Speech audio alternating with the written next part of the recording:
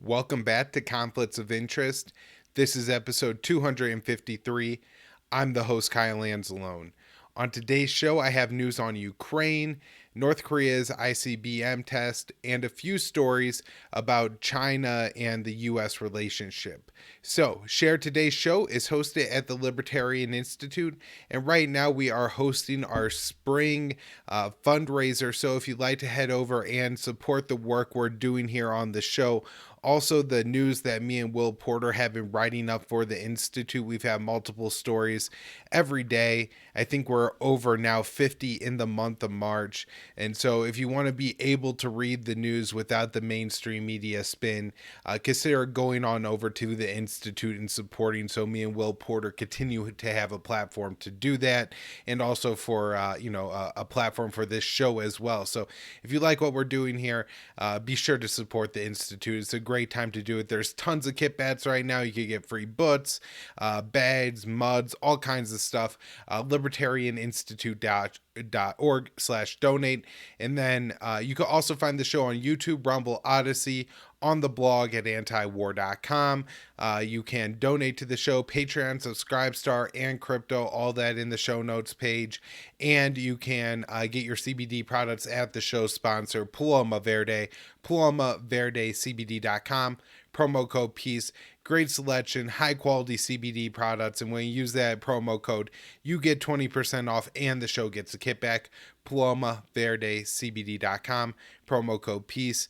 All right, let's get into the news, and we're going to start off first with Yemen today, and either today or tomorrow, March 25th or 26th, marks the 7-year anniversary of Saudi Arabia beginning to bomb Yemen. And again, 7 years ago in 2015, we kicked off that bombing campaign supported by the U.S., then under President Barack Obama, went through the Trump administration, is once again in the hands of a Democrat with Joe Biden, and the war continues to go on, but is actually escalating.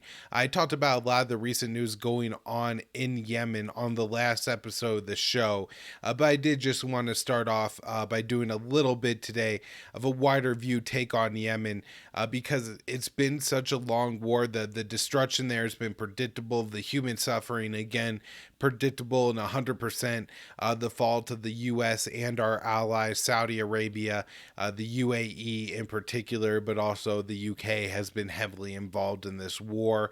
And the purpose of the war was to put a more friendly government in charge of Sana'a. So in 2012, you had Arab Spring protests in Yemen, and the longtime dictator of the country, the man who united North and South Yemen, and who was really the only ruler of the united Yemen since 1990-1993. Ali Abdullah Saleh was injured in an assassination attempt and fled the country. Once he fled, the U.S. State Department, then under Hillary Clinton, came in, set up an election, and Mansour Hadi ends up winning that election, and it was only a one-man election. He was the only person on the ballot, and he was Saleh's vice president. Now, being Saleh's vice president, it wasn't a situation like in the U.S. where, Joe Biden pits Kamala Harris to be his vice president. Hadi was from the south of the country and had different allegiances, and did not seem to be quite as effective as a ruler as Saleh was in balancing the different power factions, oftentimes against each other. He has the group in the north, the Shia in the north, Ansar Allah, go to war against the Salafist or the Muslim Brotherhood, things like that, giving the different groups weapons and provoking them against each other in order to help him maintain control in the capital city of Sana'a. And Hadi just, I think, really tried to exclude the Houthis, Ansar Allah, the Zaydi Shia in the north, from the government, and eventually, after 2 years, provoked a war with the Houthis that the Houthis pretty quickly won. They took the capital city of Sana'a, and then they were pushing and almost took all the population centers of Yemen, including, and most importantly, the second city of Yemen, the southern port city of Aden. And so in 2015, there's some fighting going on in early 2015, fighting on the ground in Yemen as the Houthi are advancing. And Mohammed bin Salman is then the newly appointed defense minister, war secretary, war prince of Saudi Arabia, and decides that it would be a good move to go to war with the Houthis. He had a couple of reasons for this. The first is as a young 28-year-old who's obviously very ambitious. He's, now crown prince of Yemen, or excuse me, of Saudi Arabia. And picking and winning a war is, a great way to increase your profile. And he saw the Houthis in Yemen as an easy target. He named the military operation Decisive Storm. And so, Decisive Storm isn't supposed to be a 7-year campaign where you lose territory time and time again. And so this has been a real embarrassment for the Saudis and a real quagmire for them, very costly during these past 7 years, but that hasn't gotten them to back off. Another cause or another reason for this was because the Zaidi, the Houthi of Yemen, are Shia. Saudi Arabia tied them, even though they really don't have a deep relationship with Iran. At the time, the U.S. was signing the Joint Comprehensive Plan of Action, the Iran nuclear deal. And so this is in the Washington Post. And it is, just statements from White House officials saying that they decided to enter the war in Yemen and back the Saudi Mohammed bin Salman's bombing campaign because the Saudis were concerned that the U.S. would pivot towards Iran in the Middle East. And so this helped to establish their place in the empire because, the U.S. can't pivot towards Iran if Saudi Arabia, along with the United States, are fighting a war in Yemen. And of course, Saudi Arabia and the U.S. war state have been very effective in the United States in pinning and making the Houthis out to be, Iran proxy force. Hamas, Hezbollah, and the Houthi are all these Shia groups, even though that's not really even true in the Middle East, who are supported by Iran. And, it's not true, but it sounds really good. And it's, I think, very effective propaganda for the Americans. And, it's also worth mentioning, and Scott Horton's so good about pointing this out, and it's so important, that after the Houthi actually made the advances, took the capital city in 2014, and have held it ever since. But before the Saudis entered the war in March, the United States, and this is reported in the Wall Street Journals, was actually working with the Houthi to fight against Al Qaeda in the Arabian Peninsula, which was probably the biggest enemy of the Houthi in Yemen. And so, this is absolutely crazy that the U.S. would then go and pivot towards Saudi Arabia in this, as again, the Houthi were obviously the anti-Al Qaeda force on the ground in Yemen. So once the Saudis entered the war, they just began bombing Yemen. The U.S. is helping with targeting logistics. Initially, they're providing mid-air refueling to Saudi Arabia to help their planes stay in the air over Yemen longer. They're providing the Saudis with intelligence. The amount of support that the Obama administration was giving Saudi Arabia led high-ranking Obama administration officials to seek legal counsel if they were possibly at committing war crimes here, involved in committing war crimes. That's how deep of a level that the U.S. has been involved in this war. At various times, the U.S. has carried out strikes directly against the Houthi. At one point, the Houthi carried out a couple anti-ship missile attacks, and one landed within 6 or 7 nautical miles of an American ship. And so we took out some points we said were Houthi missile targets. Other than that, the Houthis have primarily targeted Saudi Arabia or the UAE with their missiles. Sometimes they have carried out attacks within Yemen, targeting the pro-Saudi forces on the ground there, but a lot of the times the attacks have just been at Saudi Arabia or the UAE. The most notable was the September 2019 attack on the Saudi Aramco facility that shut down a significant amount of Saudi's oil production and exports for just, a few days or weeks, but still a pretty significant attack. The U.S., the Saudis have constantly claimed that the Houthis are able to carry out these attacks because of the support they get from Iran. They simply haven't been able to prove that. Me and Will have written on this even pretty recently. Gareth Porter did some good job of debunking all the pre-war claims. So prior to 2016, there were various claims of Iran supporting the Houthis that Gareth Porter debunked, and then all the claims since have come up short. Now, Iran has given, I'm not sure if they've actually admitted to giving financial support to the Houthis, but there's, belief of that. They've given the Houthis some advice, which at times the Houthis have not taken. Even Barack Obama admits that they're certainly not an Iranian proxy force and that they don't do what Iran tells them to do.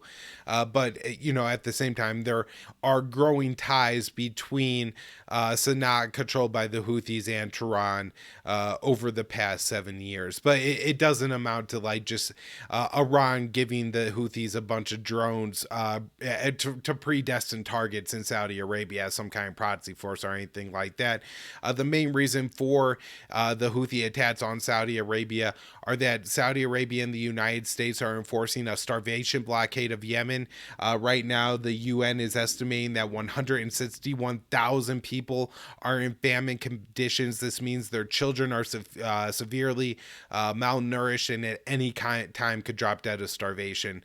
Already 377,000 people, that was the number from November, so 4 months ago, had died in this war. That number has grown as the last 4 months of this war have been some of the most intense bombing times of the entire conflict, with food production facilities continuing to be hit by the Saudi bombs. And while they are, bombs dropped by Saudi planes, well, American planes flown by Saudi pilots, at least in part, they are probably flown by Saudi pilots. Who knows, even America could help with that part. But, they're Saudi-owned planes, and we sell them the bombs, and then, they drop them on people. And the bombing campaign has been absolutely brutal.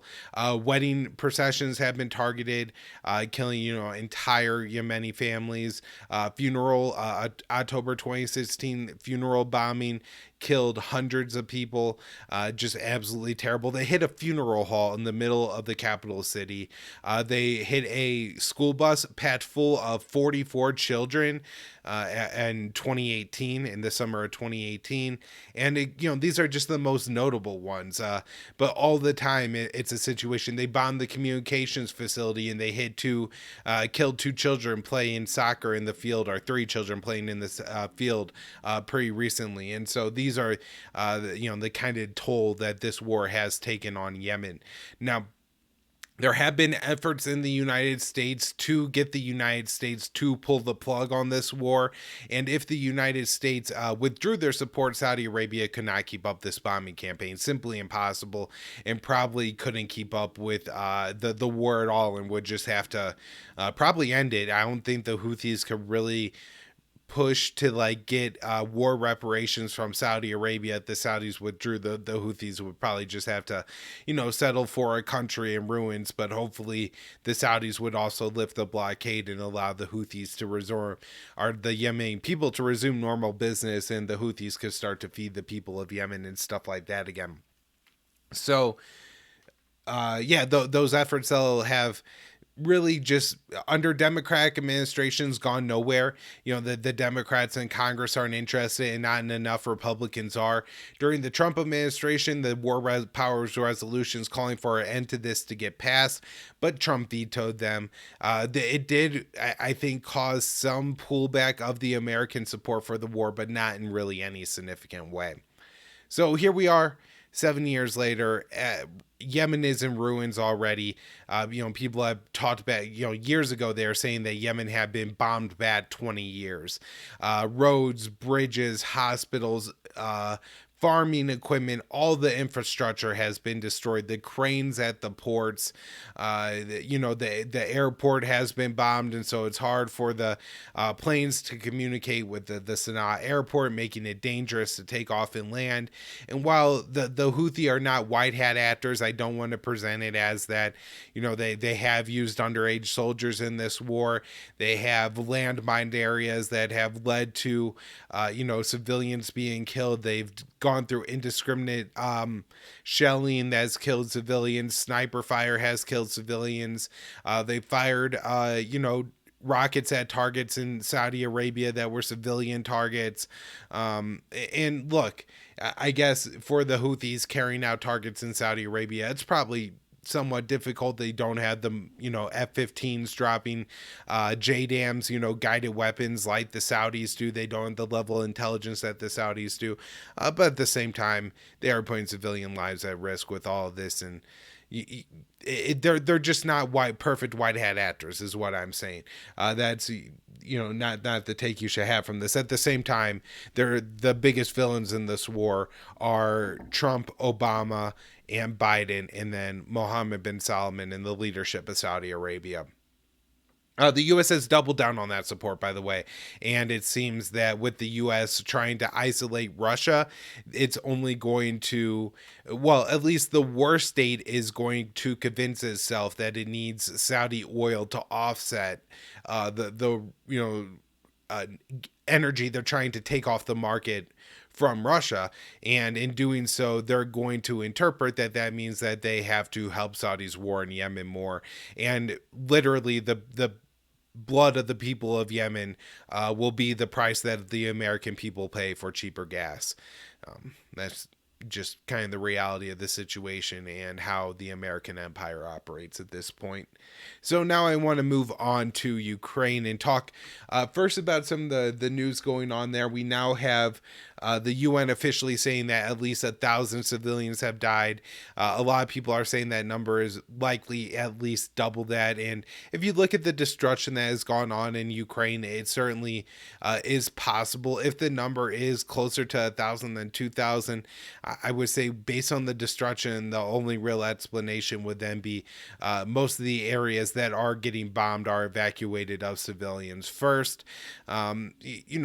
It's not crazy, I guess, to think that it's 1,500. I think Air Wars is, pretty comfortable in the 1,500 number for the U.S. campaign against Raqqa. And while that was just one Syrian city, the U.S. didn't take too much care, I don't think, in bombing that place and, with the shelling of it and stuff like that. And so, if we're seeing similar numbers from Ukraine or something like that, I guess I wouldn't be entirely surprised. It's not like they're carpet bombing entire cities and, this has been a month-long campaign, right? And so if the soldiers are getting closer to your home, people flee. And, while it's terrible that entire cities are being destroyed as people flee, some people are saying, well, the numbers have to be a lot higher. They have to be a lot higher. I'm just saying that may not be the case. And may be closer to, the UN number that is coming out.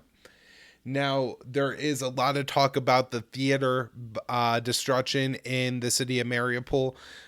There is the official narrative that you get, from the mainstream media and from Ukraine was that there was, I think, 1,000 people packed into there, and then it was destroyed in a Russian airstrike. Today, I saw from the Hill, they were saying that 300 people died, but they write in there, admit that their source for that just is somebody who doesn't even say how they possibly know that. Now, it could be that 300 people are dead in that bombing. It's possible that number's lower too. I only bring it up to say that I saw it as headline news, and I'm not quite so sure it's correct. Now, the Russians are claiming that this was an intentional sabotage atrocity committed by the Azov battalion or the leadership of the Ukrainian resistance in the city of Mariupol. I guess, I'll wait to see some evidence here. The one thing that makes me a little bit more skeptical of this than, let's say, the maternity hospital that was hit with the strike in Mariupol is there were some reports that this was going to be a false flag incident beforehand, and there is, I guess, no evidence that I have seen that it was definitely an airstrike or a weapon that would be exclusive to Russia. There was also a mosque bombed in the city of Mariupol, and this was again blamed on Russia. And in both cases, Russia has said false flag. So I don't know if I feel confident in one way or the other, I will mention it again on the show and say that this likely was Russia or likely was a false flag. But at this point, we just have accusations being traded on both sides, as often happens in the immediate aftermath of events in war. Russia, I think, is claiming that they, have the coastline between the Crimean Peninsula and the Donbass along the Sea of Azov, and that they have essentially cut this off. It seems relatively correct that they do maintain almost all of this territory. However, it does seem that there's still resistance and fighting going on in the city of Mariupol. Now, we are getting stories from people fleeing that city that one of the reasons that the civilian casualties there may be so high is the security forces are firing on the people trying to leave and preventing them from leaving. It's entirely possible that this is happening. We have seen it in the past. I think this is, a city where the Azov battalion has at least a large control and influence over the security forces. The city is largely made up of ethnic Greeks and Russians. And because of that, they may, feel that, these people are expendable and fairly effective human shields. That doesn't, clean the Russians' hands for killing all of these people, but this is the tragedy of war that we're talking about here. And again, that those reports aren't confirmed, but there are a lot of them now, and there are a couple that I feel pretty comfortable with, including one from a couple weeks ago where a couple people were killed in a car trying to flee the city. So let's see. There are various reports of what's going on around the southern city of Odessa. This is the Black Sea, key city on the Black Sea for Ukraine. Part of, my thought process in this whole war has been that Russia is probably interested in cutting Ukraine off from the Sea of Azov and the Black Sea for a couple of reasons, but the main one being, be harder to get arms to that country if their ports are cut off. And it would just give Russia another level of control over whatever is left of Ukraine after this conflict. But from the maps I've seen, I'm not so sure that's the case, that Russia is really trying to take that entire coastline, including the city of Odessa. So just want to put that out there. There was, I think, some reports, again, that Russia was about to invade the city, but so far I just haven't seen it. That could be because Russia's invasion isn't going well. It could be because that's not in the Russian plans. No new information really on the fighting around Kiev. They're in neighborhoods and little, cities and towns outside of the Kiev. There are reports of fighting going on. Sometimes the Ukrainians report they're winning, but mostly what I've seen is the Russians inching forward, but really don't seem to have a very motivated effort to really push into Kiev, or they're really being stymied by the Ukrainian forces. And that gets us to the east of Ukraine, and particularly the Donbass region. Now, we had an announcement from Russia today that they had achieved the first portion of their offensive and were now shifting into the primary phase, and that was securing the Donbass. Now, this is being presented in the Western press as Russia is admitting that this isn't going as well as they planned, and so now they're moving on to just focusing on the Donbass region. It's possible this is the case. It's possible that this is kind of going to plan according to Russia. Now, One interesting thing in the Russian statement is they say 93% of the Luhansk province and 54% of Donetsk have been captured by the forces, the Russian backed forces there. And so if you want to look on a map and just, see what Russia claims, if they say they want double the territory of the Donetsk region, this is still quite a bit of territory that they are planning on conquering. Now, it's unclear exactly what is going to happen, like with the city of Mariupol in the future, because I do believe that Russia is saying that the Donetsk leadership, that military leadership, is actually in charge of that offensive. And part of that could be because Russia wants this to be part of the new Donetsk province. It also could be that Russia's planning on controlling it all afterwards. And just want to throw that all out there. Now, one last story I want to talk about here is there was apparently a POW transfer, including those Ukrainian sailors that were captured on Snake Island. All right, so we are 30 days into this conflict, and doesn't really seem like we're approaching an end at all. And I want to go through and talk about where we are on the diplomacy angle now. The first story I have here is from Dave DeCamp at antiwar.com.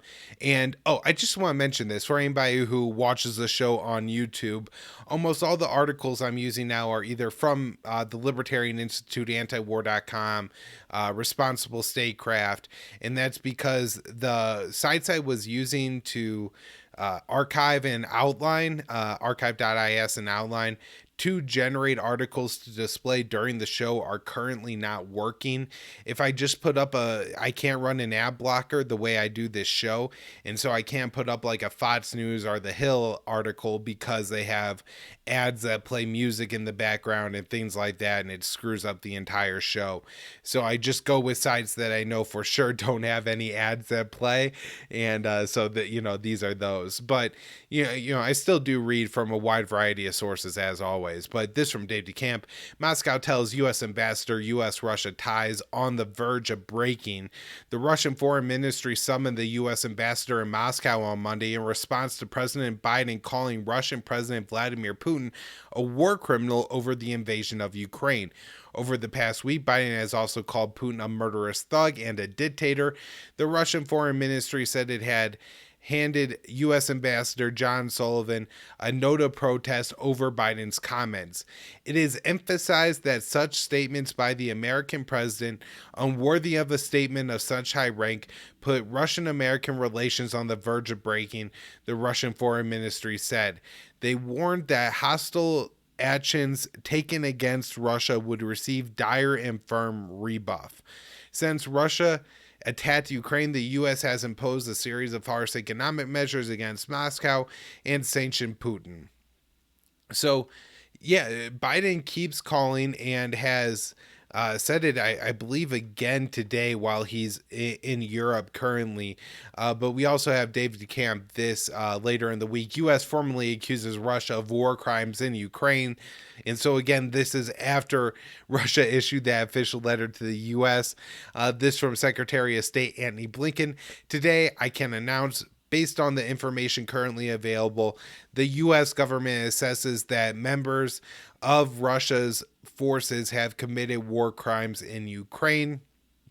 It's not clear, this is Dave DeCamp writing, it's not clear if Blinken's statement means the U.S. will take any action. He says the U.S. is committed to pursuing accountability using every tool available, including criminal prosecutions. While appearing only symbolic, the statement will likely anger Russia. Since his foreign ministry summoned the U.S. ambassador in Moscow over Biden's comments about Putin earlier in the week. So, as Dave DeCamp is writing here, the U.S. has doubled down on these claims, even though, Russia said, look, the president saying that about the Russian president is inappropriate. And in some ways, look, Biden, Obama, Trump, Bush, all war criminals. Putin, war criminal. Was before the invasion of Ukraine, is even more so now. However, there is a fact that these people kind of do have to get along. Biden and Putin will likely have to sit down to de-escalate this situation.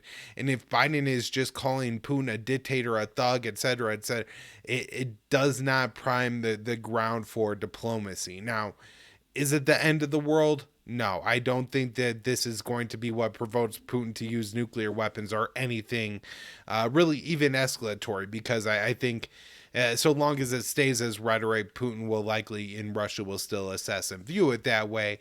But at the same time, this can, I really think, meaningfully get in the way of diplomacy and make it for these two men who have to sit down and talk to each other to stop the death that they created, from going on. I'm not trying to like make them out to be peaceniks or anything like that. Neither of these two are, but them sitting down would be absolutely huge, and they're, not doing it, and Biden is going to make it worse if he continues with this kind of rhetoric.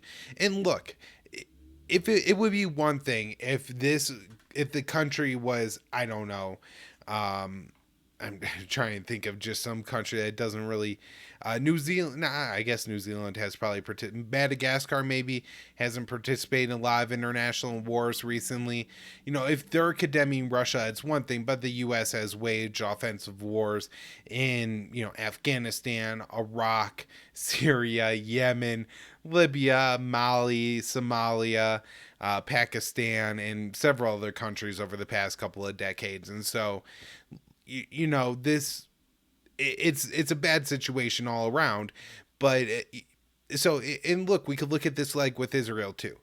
And while it would be great for everybody to condemn Israel as being an apartheid state, if the governments of Ukraine and Russia refrain from that right now, as Israel helps to mediate talks between Russia and Ukraine, that would probably be a good thing for world peace. So, as well as calling Putin a war criminal, one of the things that the U.S. is working on is kicking Russia out of the G20. I write this at the Libertarian Institute. U.S. allies seek to boot Russia from G20 in an ongoing effort to isolate Moscow. The White House is placing sweeping sanctions on Russia and pressuring every country to follow America's lead. But the effort to isolate Moscow does not end at economic warfare. Western states are seeking to remove Russia from the Group of 20. The G20, 19 countries and EU are members, was formed in 1999 to allow nations that made up 90% of the world's global product to work together. Reuters reports that several Western officials are looking to remove Russia rather than attempting to use the organization to facilitate diplomacy. One source from a Group of Seven, G7 countries said there have been discussions about whether it's appropriate for Russia to be a part of the G20. In 2014, and this was after Russia annexed the Crimean Peninsula, the G8 removed Russia as a member and became the G7. When asked about potentially removing Russia from the G20 earlier in the week, National Security Advisor Jake Sullivan said, "We believe that it cannot be business as usual for Russia in the international institutions and the international community."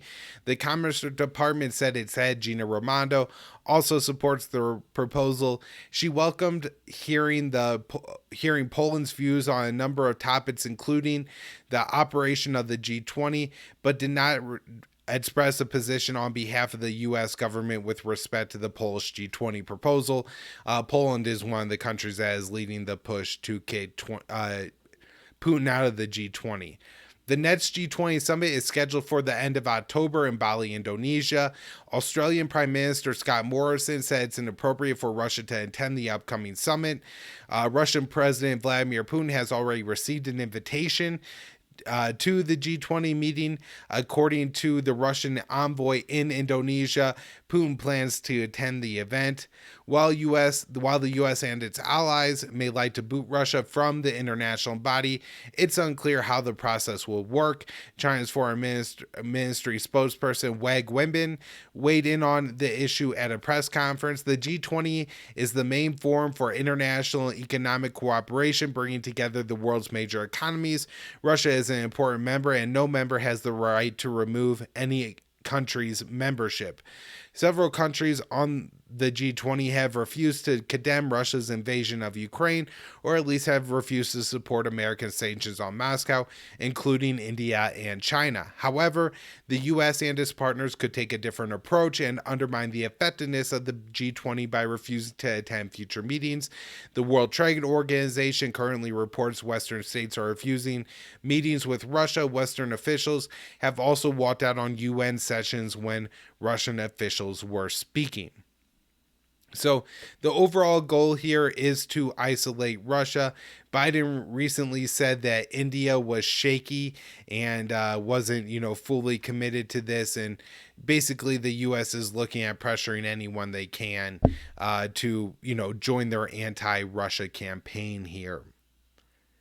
We have the very hawkish representative from Illinois, Adam Kinzinger, saying that Israel must pick a side.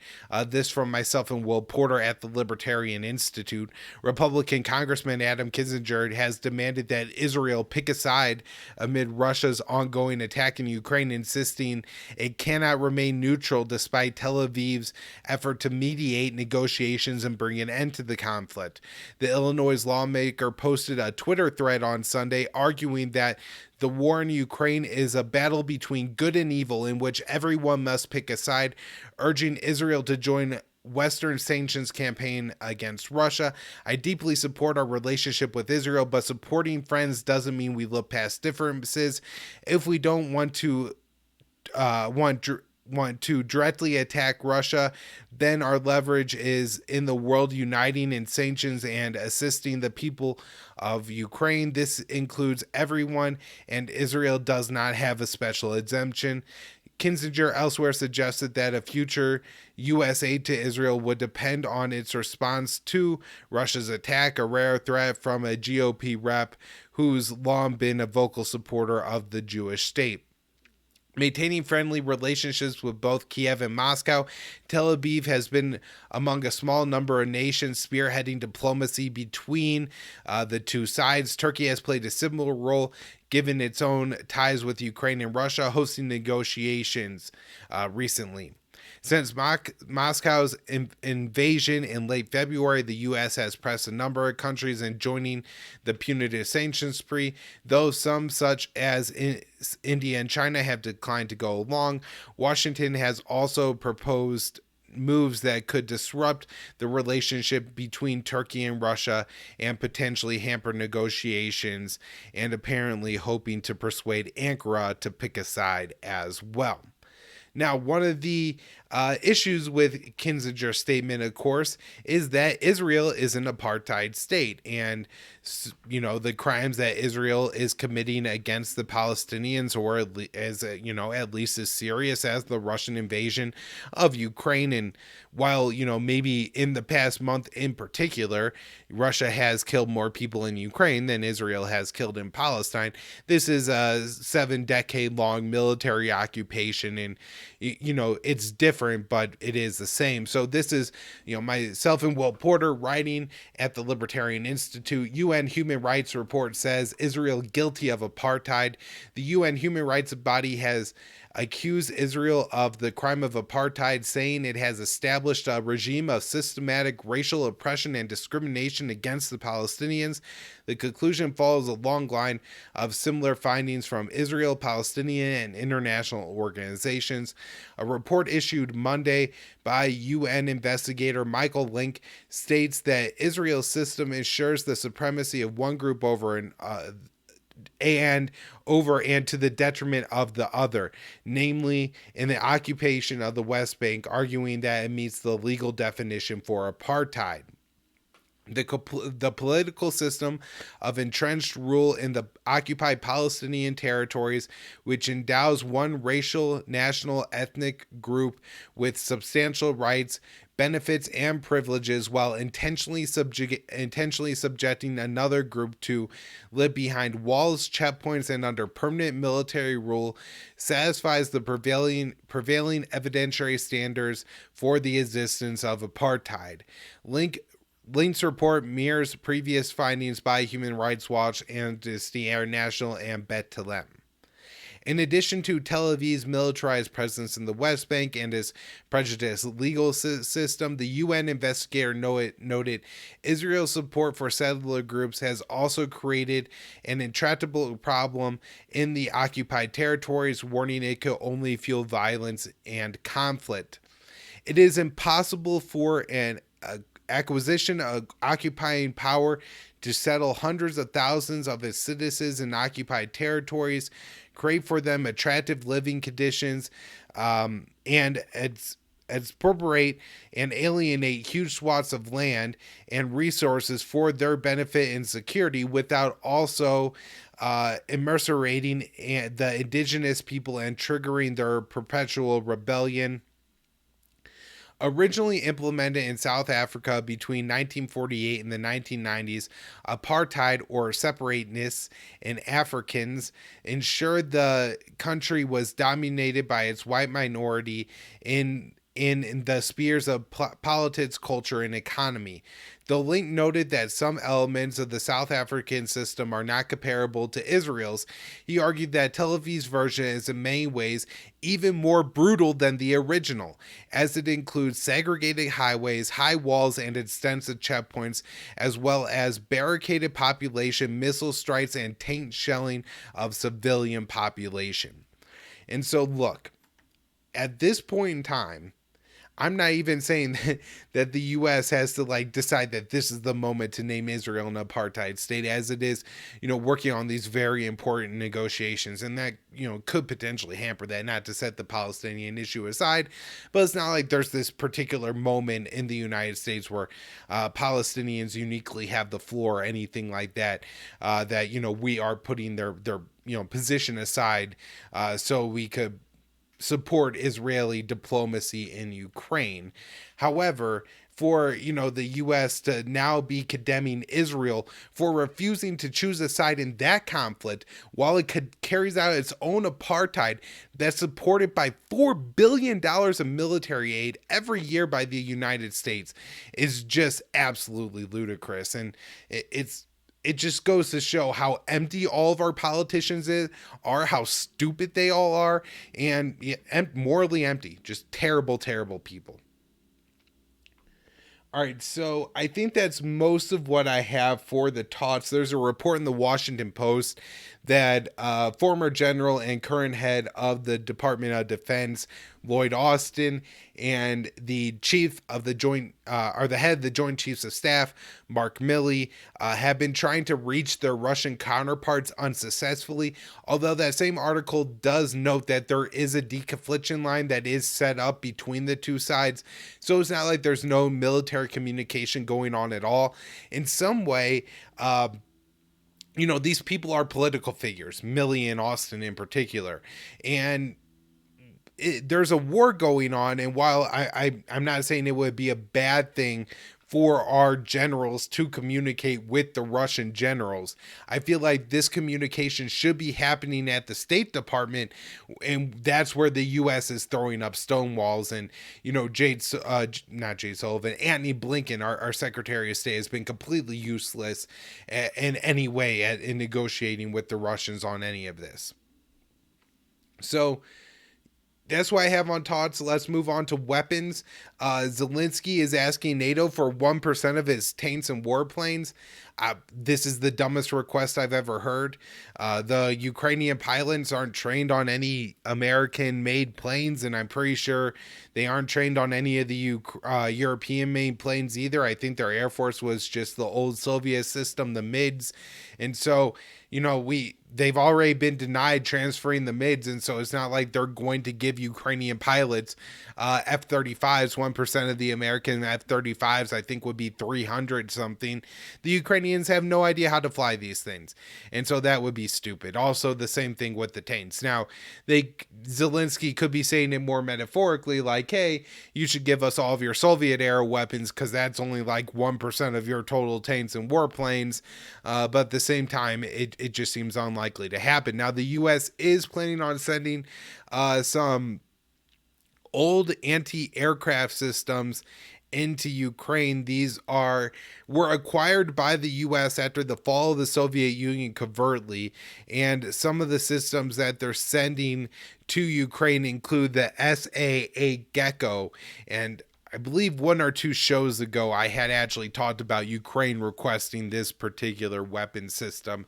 Now, it doesn't seem so far that we are seeing the S-300 system that was freed up in Slovakia actually now going towards Ukraine. And so that at least maybe just a little bit of good news, or at least, a sign that things aren't getting too much worse here. Now, the U.S. is looking at moving anti-ship missiles into Ukraine, which, Russia could see as a serious escalation. This by Dave DeCamp at antiwar.com.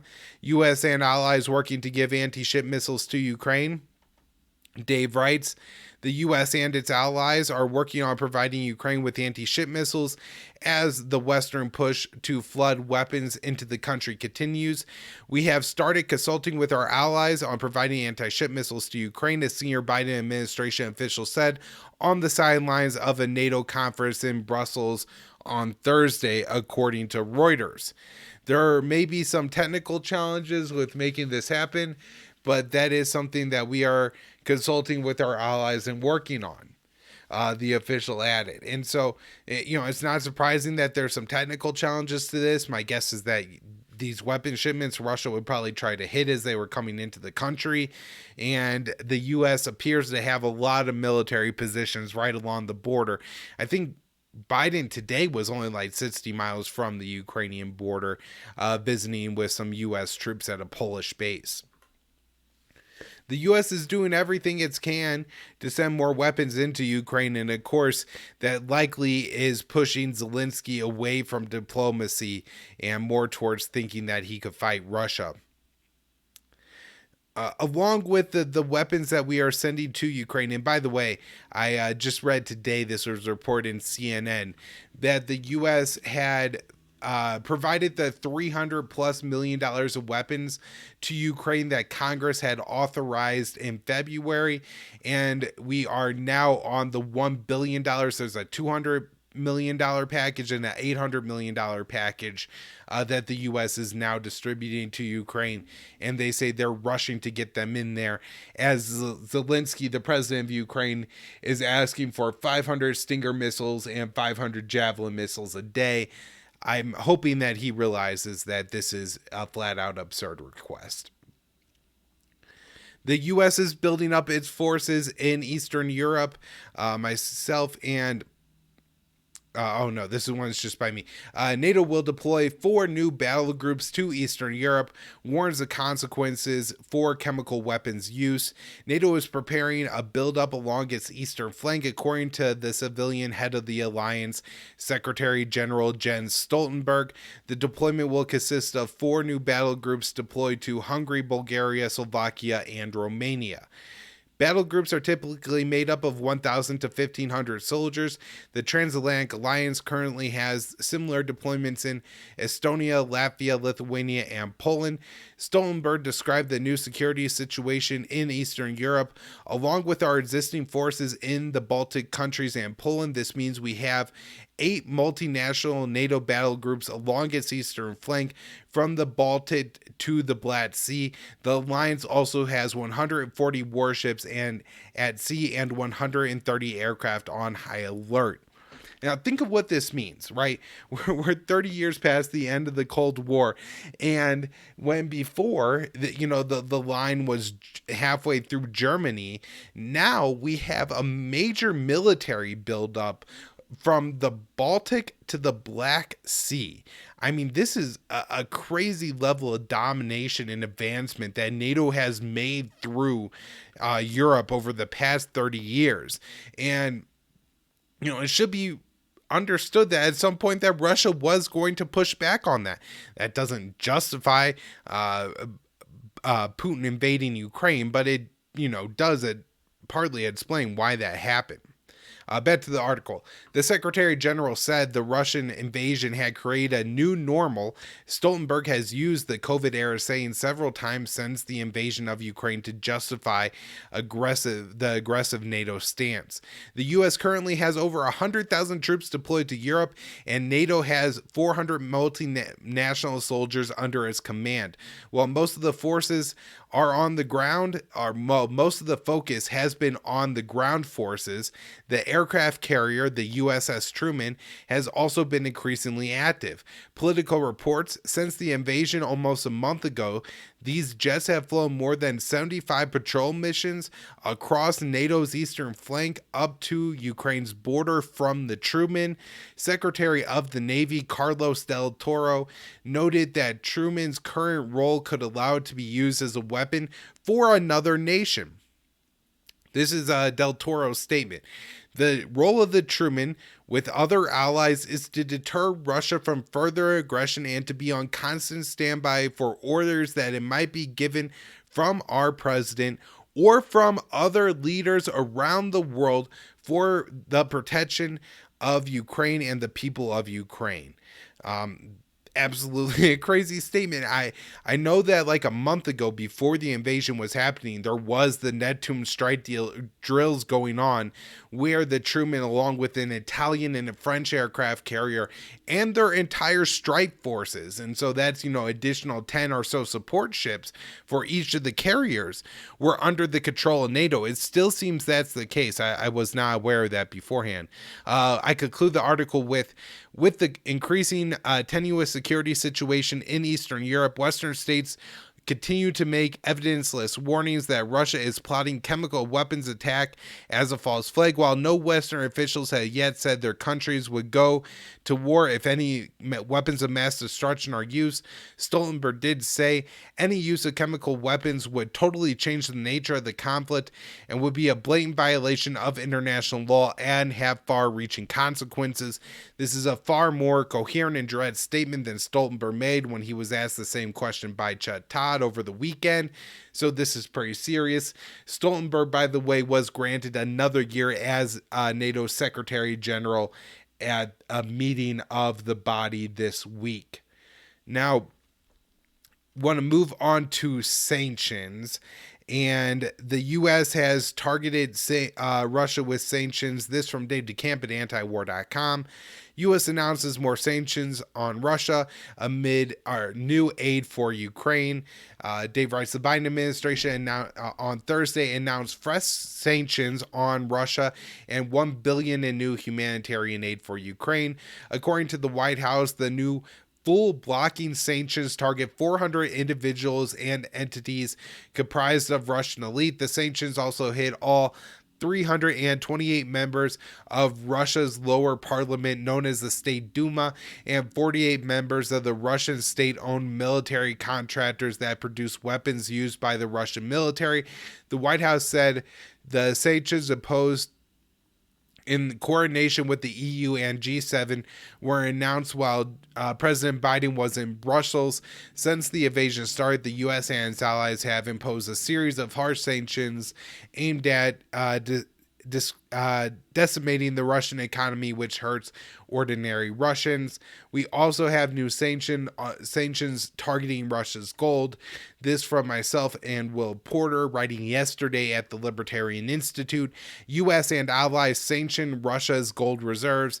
The U.S. and a long list of allied nations will sanction Russia gold transactions from Russia's central bank, part of a raft of punitive measures imposed following Moscow's attack on Ukraine. The bank is believed to keep $140 billion in the precious metal, or around 20% of its total holdings. President Joe Biden announced the new penalties on Thursday during the first leg of a major trip to Europe after meeting with allies in the Group of Seven and the European Union. The U.S. Treasury Department later elaborated on the decision, noting that it would target gold transactions which might be used to circumvent U.S. sanctions. It is another way to close sanctions loopholes and increase economic pressure on Russian entities, said Rachel Zembia, an adjacent fellow at the hawkish Center for New American Century. However, some analysts have disputed whether the new sanctions will have the intended effect, arguing Russia will still be able to deal in precious metals. Any sanctions on Russia's gold reserves will do little more than reveal the degree to which government bureaucrats don't understand gold. Brian London, editor of Gold Newsletter, said in an interview with MarketWatch, "The beauty of gold, unlike currencies, is that it's untrackable, store of value that has no counterparty." And so you can't tell whose gold it is, and so that makes it pretty valuable in evading sanctions.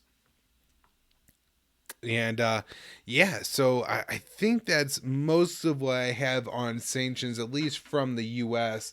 I will also note that Australia announced sanctions on the Belarusian president and his family, and then also sanctioned RT and the Strategic Culture Foundation, as well as a few other media outlets. Japan announced sanctions on 100 Russians and companies.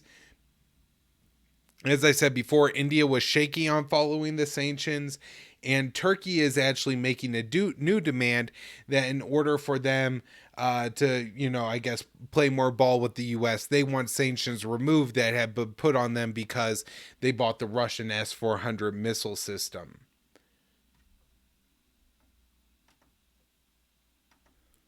All right, everybody.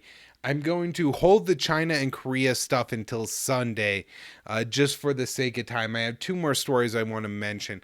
The first is Russia says it's going to demand unfriendly nations pay for its Russian energy exports in rubles.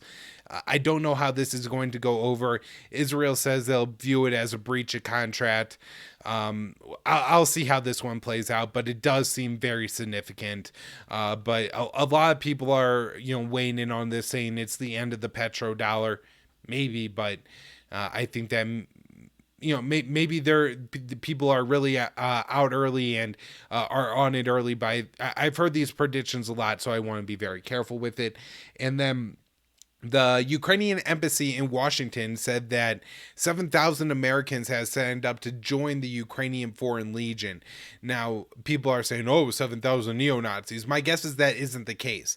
The people who are going to fight with the Azov Battalion may be smart enough not to put their name down officially, just because it probably gets you on the CIA or an FBI list. And so the number then could be a lot higher. Also, there could be people who are, drunken on their laptops saying, boy, I'd like to kill myself some Russians, and, want to go undo what's being done over there. And they fill out the form and they have no intention or no ability to actually travel to Ukraine to do anything about anything. And so who knows what the total number of Americans actually traveling to Ukraine is. Could be a hell of a lot higher than 7,000. Could be in the hundreds. And then, the Marines officially ordered their soldiers not to go and fight in Ukraine. So at least that was maybe a good sign and last nice thing to wrap up the show for the week on. Thanks everybody for listening, and again, support the Institute. Me and Will have been doing a ton of writing over there. I think we have over 70 articles in the past month, with I think over 50 just in the month of March alone. So it's been a pretty successful month there. And if you want to support that work, head on over to the libertarianinstitute.org/donate and do what you can. Thanks, everybody. We'll be back with more shows next week.